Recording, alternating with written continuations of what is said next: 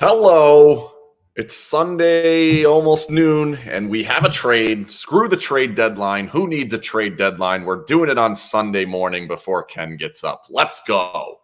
Here we go. Ivan Barbashev for Zach Dean is the trade. Am I screaming at you? Yeah, that sounds about right.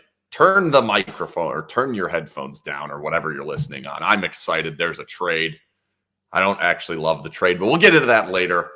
Let's start with the stuff that we want to talk about, the stuff that's actually more on the positive side, because who cares about the future? Who cares about whether or not Ivan Barbashev's actually going to help this team win the cup, which is why it's probably not worth another first-round pick and the sixth first-round pick that the Golden Knights have traded in the past 6 years. Who cares about that? We'll talk about that later. We'll get to that. Don't worry about that.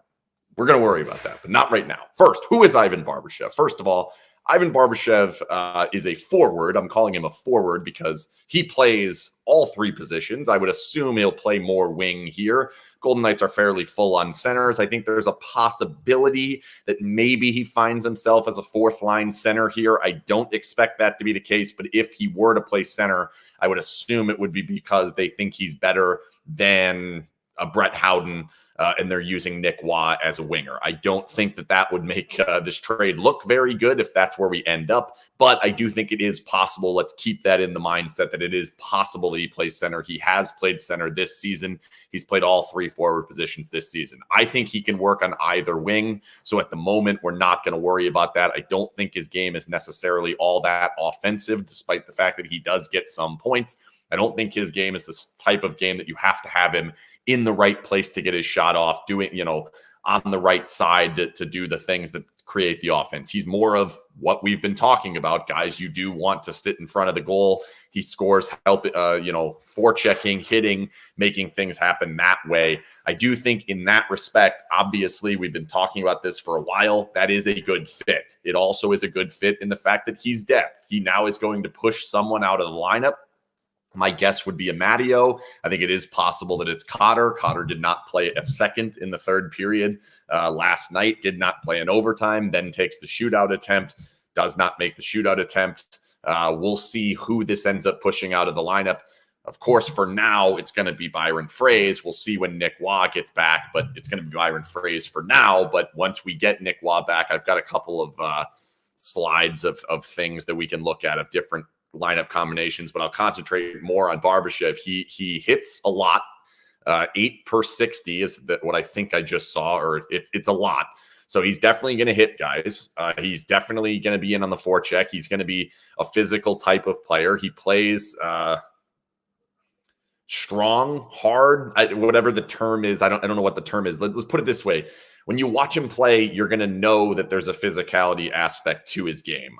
That's not necessarily the case with every single player you watch. Like Cotter would be a good example. I don't think you necessarily always have to see that, but we know that having watched him over the course of time, it is there. I think that's going to jump out immediately. I don't think it's to the level of Ryan Reeves, but it's definitely something you are going to notice. He's not an elite scorer. He's not an elite shooter. He had a good shot coming up through the ranks, but then when he's gotten to the NHL, it really has not been there. He has scored some goals. Don't get me wrong. He is able to score goals, but he's not. Who's posting this on my feed here? There's like a fake. I'm assuming this is a fake other trade, and now I'm like, let's make sure this isn't right. All right, good. He's the type of player that he's going to score based on being in the right place at the right time. Obviously, like every player in the NHL, if you get him on a 2-on-1, you get him in a backdoor tap in, you get him on an opportunity to shoot it, he can. I'm not saying he can't do that. He's just not the type of player that's going to come in and be super pretty and creating all these opportunities. He's not Patrick Kane that we were looking at for a while there. Depth, like I said, he's certainly, to me, when you look at like where would you put an Ivan Barbashev in a Stanley Cup winning team, it would be on the third line. I believe he played on the third line on the Stanley Cup winning team that he was on, if I'm not mistaken. I know that he had 3 goals and 3 assists in 25 games on that run to the Stanley Cup. He has those 3 goals in 50 playoff games in his career, 9 points in 50 playoff games in his career. So it does not seem like this is a player that we should be expecting all that much offense from in the postseason. So is this a player that gets us to the postseason? I don't know that they needed that. That's kind of why I'm still trying to figure out exactly where we should all land on this, because I'm not that high on Zach Dean. Again, I'll push that towards the end. We'll get to the whole portion of that. Let's stick with where he's at now. He's a $2.25 million contract that is expiring at the end of the season. So at the moment, he is a rental. He is an unrestricted free agent at the end of the season due to age. I believe it's the first time he's hitting unrestricted free agency. Let me pull that back up. I'm pretty sure that's the case. Where are we at? We'll get there in a second. But either way, I don't think that he's going to be made for a ton of money here. Like I don't. His last contract was a little bit higher at 1.47. He was an RFA at the end of the last one. So this will be his first UFA contract. He's coming off a decent season last year, or one actually really good season last year. 60 points, 26 goals, 34 assists in 81 games. That's really good. Then we get to the playoffs. They played 12 times. He had 2 points. So that hurts. His last 16 playoff games, or no, I can add it, 19 playoff games since 2020. 19 playoff games. He has 3 points and is a -8 in those playoff games. No penalties really, which is good, but not a lot going on once we get there. As far as what the cost is going to be, you look at some of the players that, like, how similar is he to a Nick Waugh? How similar is he to a Brett Howden? I think he's better than those guys based on the numbers that we've seen. So it's probably a little bit higher than that. Nick Waugh has a lot more upside, I think, based on his age and kind of where he was headed. He got $3 million last year. I think Barbashev's probably in line for a bump. I don't think it's significant, but I think it's a bump. I'd have to kind of go through more of the comps of what it looks like and where we're at. But I do think just looking at it, not understanding it as deeply as I probably will in the next couple of months, it does appear to me that he's probably looking at like somewhere closer to 3. I don't think it's like a massive jump in pay where he's getting 4, 4.5, something like that. I don't see that based on the season not going as well. Granted, if he comes in here and puts up 15 points in the 25, 24 games that he plays here, maybe we are talking about that. Maybe somebody does look at it and say, there was just not a very good year at that half in St. Louis. So I guess it is possible. And again, that's where we get into the rental portion of this, which is he does not have the contract. It does not appear like I wouldn't sign it if I were him. I would at least play the game out. I think that you kind of have to look at where we're headed there. Is this a long-term asset for the Golden Knights? At the moment, it looks like no. I think if he were to come in here and play great, they would probably lean towards yes. However, if he does that, the price is going to go up.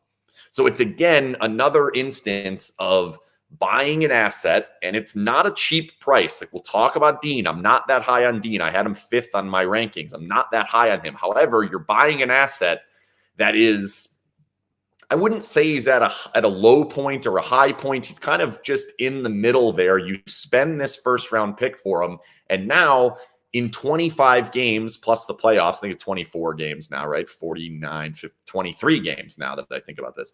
23 games left. He's going to get 23 games with the Golden Knights here. The price is going to change based on those 23 games. And then also whether the Golden Knights want him is going to change based on those 23 games. We've seen that in the past. Nick Cousins, they decided they didn't want anymore. Tatar, they decided they didn't want anymore. Janmark, they decided they did want. Hat trick in the playoffs tends to do that. So we'll see where we end up with. Leonard's another one that they bought as a rental and then decided, let's go ahead and re-sign him.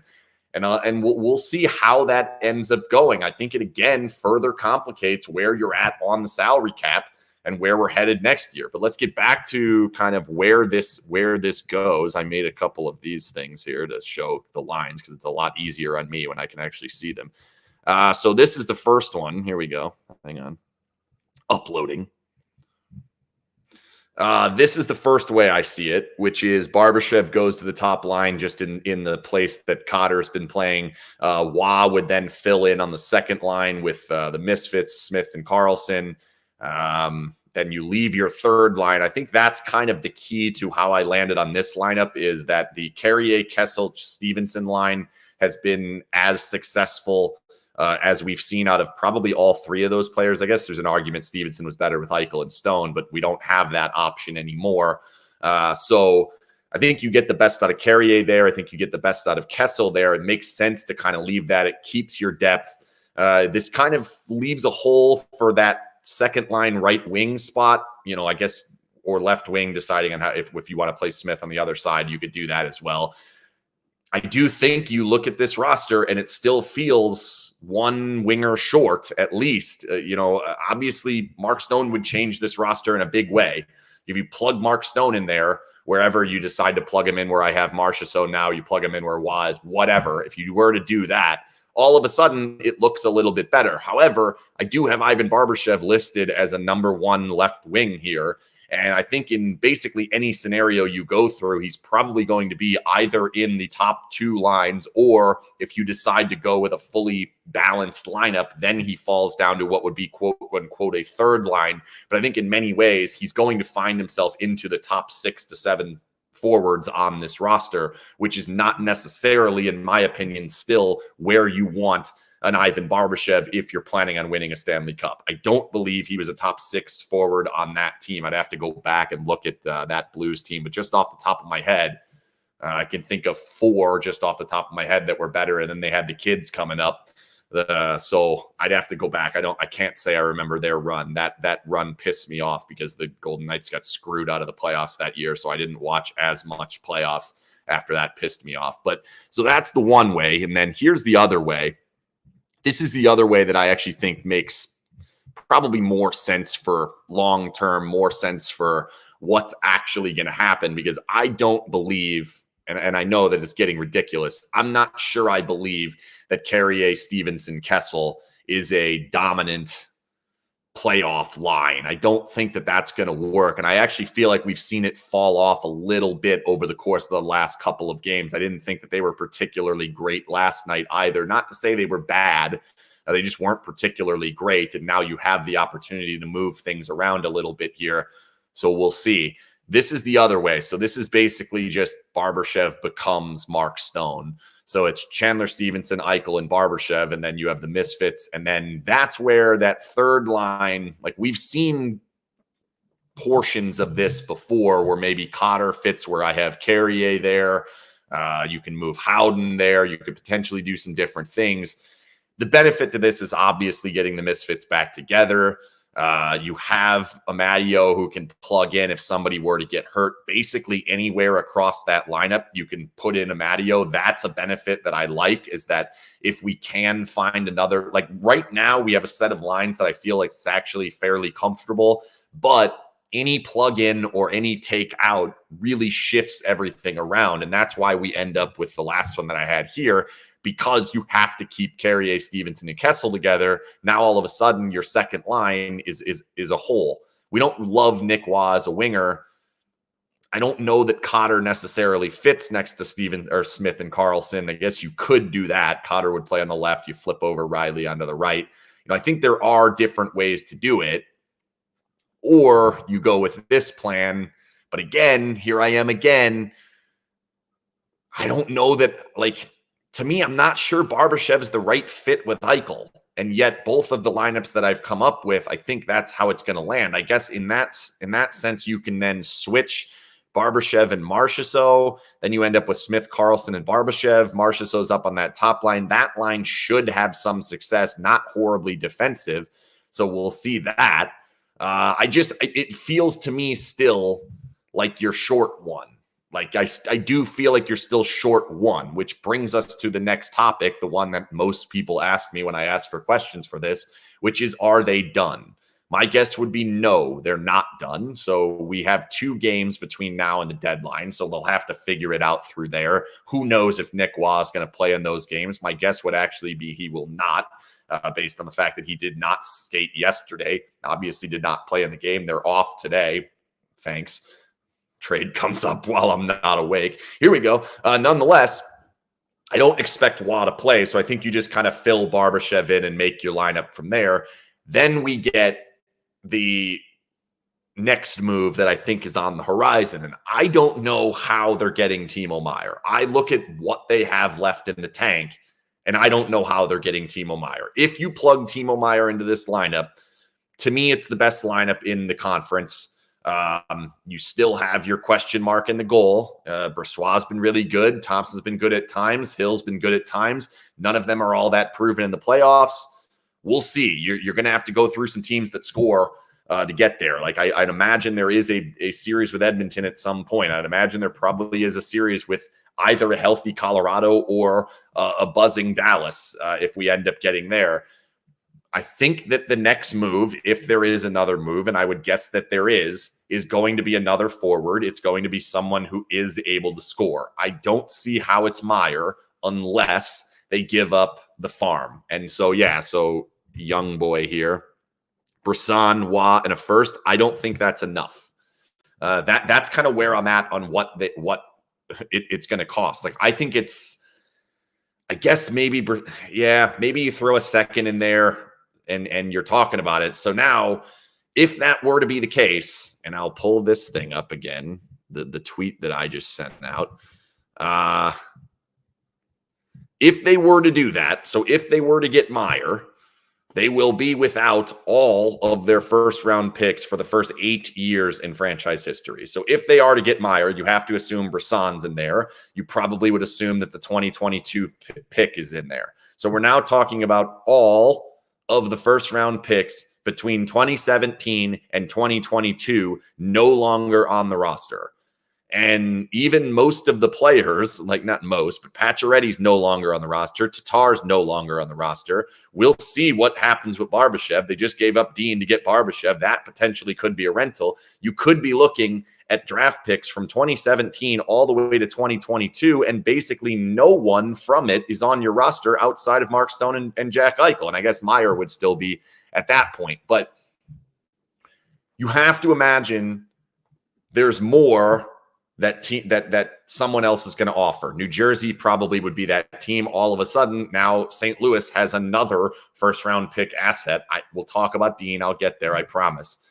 They potentially have been mentioning that they would want to get in on Meier. So I think it costs more than the Eichel deal. So the Eichel deal was Tuck, roster player, legitimate NHL player, first-round pick, and a first-round pick prospect. So that would effectively be first-round pick and Krebs, and Brisson at this point, and then someone better than Tuck. I think that's the deal. And I don't think Nick Waugh is better than Tuck. So are you giving another first-round pick in there? Are you doing – I don't think Paul Cotter will be considered better than Alex Tuck at this point. I don't think Nick Hague would be considered better than Alex Tuck at this point. Like, I don't see how we get to that point unless we're in a situation where the Sharks say, okay, well, we just have to do this. We'll make something happen here and we'll take the best deal we can get.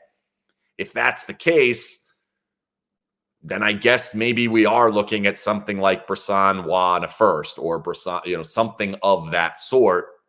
Brisson, Cotter, and a first, something like that. And then we end up in the case where we're looking at the salary cap for next season, wondering how in the world is this team going to get $8 million under the salary cap?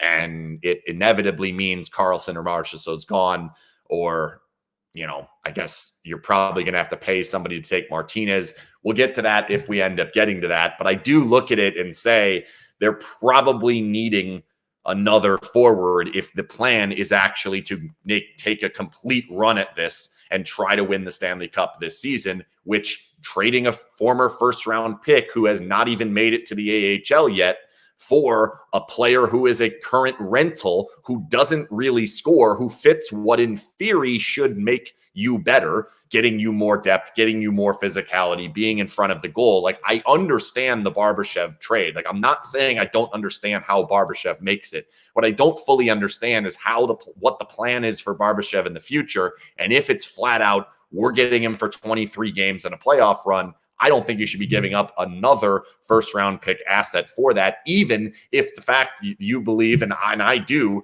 that Zach Dean's not necessarily worth a first-round pick. That he's probably not a full-time NHL player. Time can change that. Like, we will see. We haven't seen him.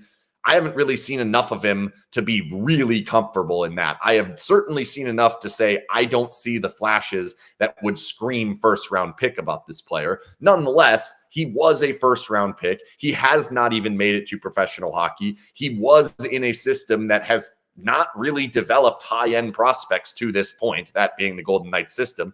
Maybe it gets better when he ends up going to St. Louis. It very well might have for Suzuki. We don't know what would have happened here. Glass was here, wasn't really an NHL player, goes somewhere else. Now he is. We'll see. And I don't want to do this make a whole thing about where they're at on developing players, but we will see down the road for that. But for now, it is a rental. And if it's not a rental, it's a player that's going to cost you more than the minimum. It's not like a minimum player. It's triple, quadruple, 4 times, 5 times the minimum.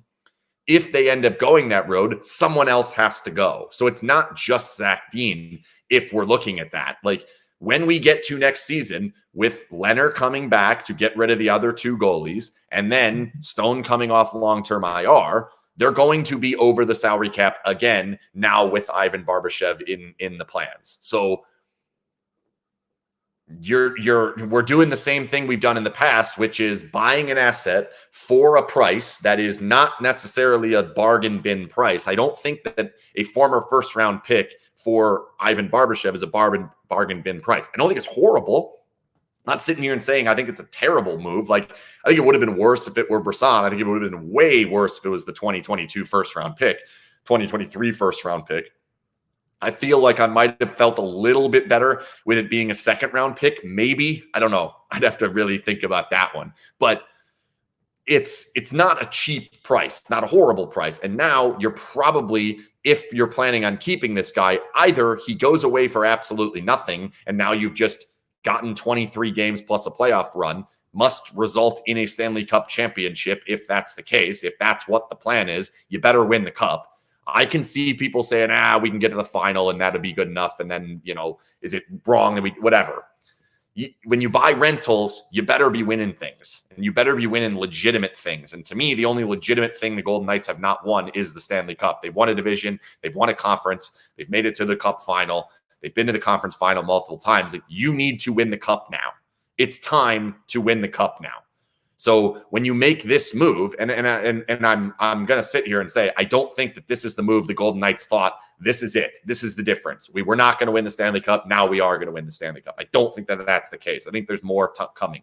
They have $7 million. They're going to keep buying. That's what they do. They have more first-round picks to trade. That's probably what's going to end up happening. But we are looking at a guy who is a rental, who, if they are to re-sign him, it costs someone else. So if they are to keep him around for the future, it means it's Dean and player X from the future, whoever they decide to get rid of, or it's a rental, in which case then they just gave up Zach Dean for 23 games in a playoff run. Not necessarily something you want to do, something that the Golden Knights have talked about in the past, specifically when they were actually building their team, as opposed to doing whatever the hell it's been for the last 3 years here, which is basically just throwing everything at it and going all in over and over and over again and actually heading in the wrong direction. It's an argument to be made that maybe they are heading in the right direction now. We will see. I'm not sure I'm sold yet, but when they were building the team out, they talked about not taking on rentals. They talked about how you get burned taking on rentals, that the prices at the deadline are too high. Now, all of a sudden, in the last 3 years, we've seen a bunch of it. Like, we didn't see it last year, but we did with Leonard. They ended up turning that one into a long-term deal. It had ripple effects on the roster. They did it with Cousins. They basically, Janmark was here and then continued. So, like, they have actually gone down that path. The first rental they ever bought was Ryan Reeves, and they ended up sticking around with him. Also not a good idea. Let's see. All right, Zach Dean. So I have Zach Dean ranked 5th in the prospect pool. That is not good if you understand my belief of where the prospect pool is at the moment. I don't think the prospect pool is good. I do not believe that there is a top 6 or top 4 player in the prospect pool at all. Across the entirety of the prospect pool, I do not believe there is a full-time top 6 forward or top 4 defenseman in the entire prospect pool. That was including Zach Dean. So when you're ranked 5th on my prospect board, that's not very good. The guys ahead of him are Jakub Brabanec, Brendan Brisson, Matthias Sapovaliv, and Lucas Cormier. Brabanec is the one I'm most excited about. I am very happy that it was not him instead of it being Zach Dean. As ridiculous as that sounds, that a 4th-round pick from last year I'm happier about than a 1st-round pick from 2 years ago. Nonetheless, there are good things about Dean that I think have the possibility that we end up looking back at this trade being a disaster.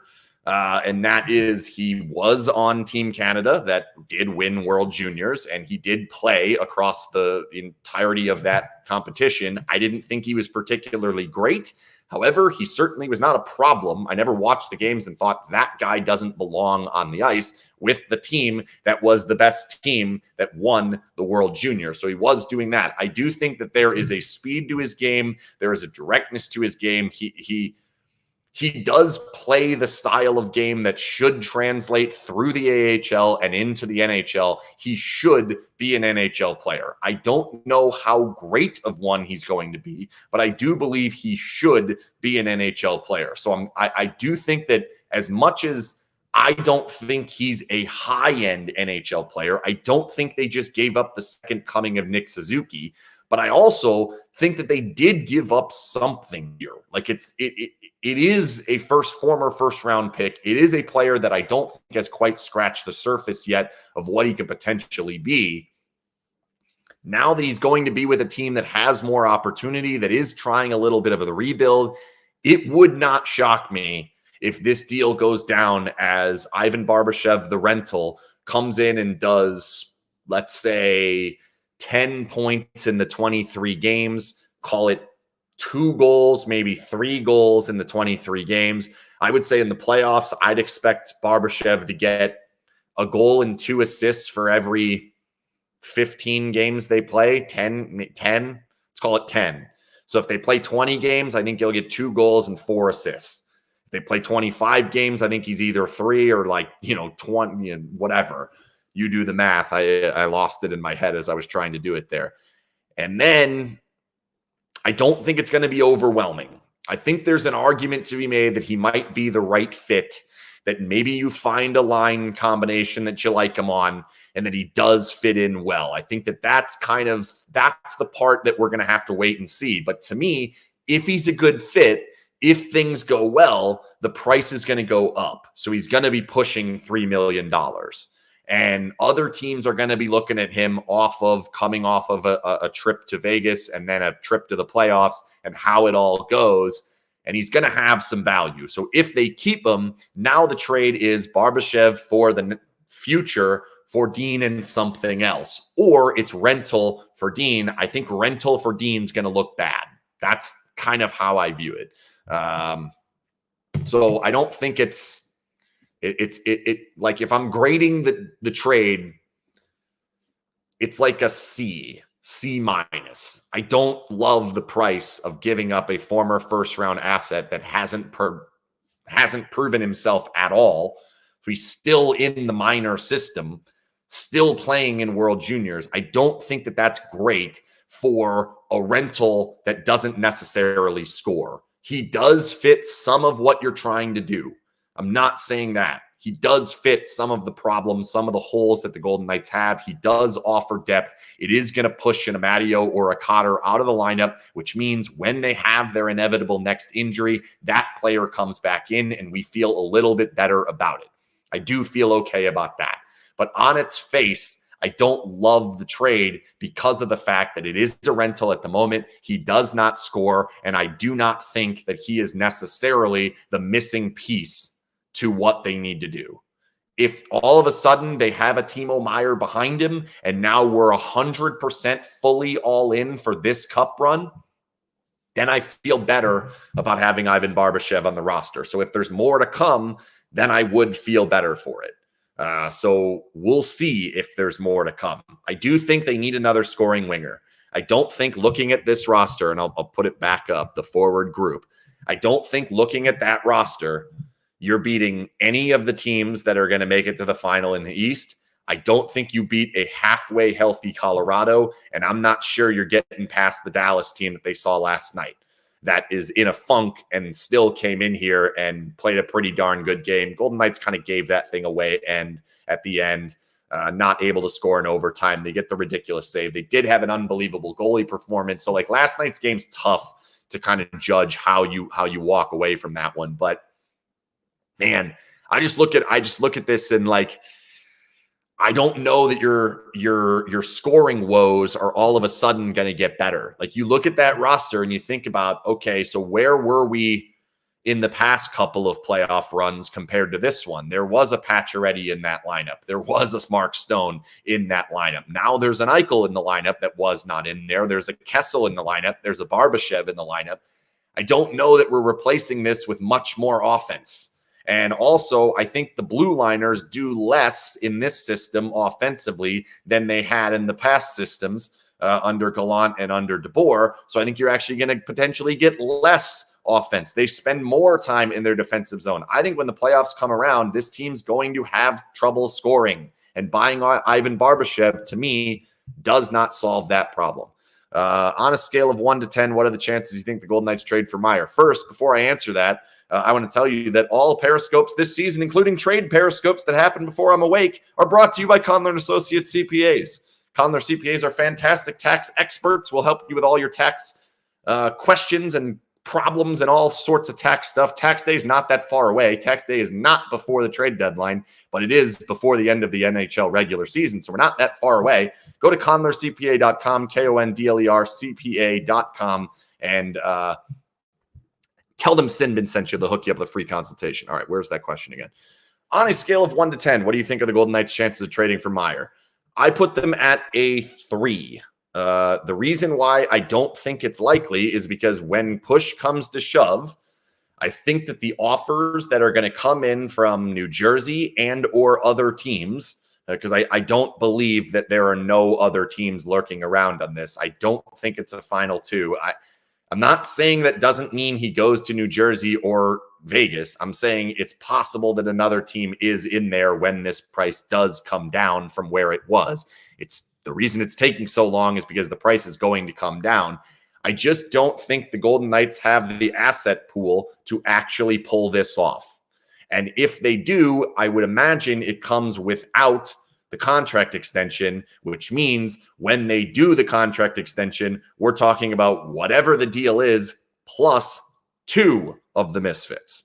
So now you're talking about Theodore and Marchessault, or Marchessault and Carlson, or Smith and McNabb, or something.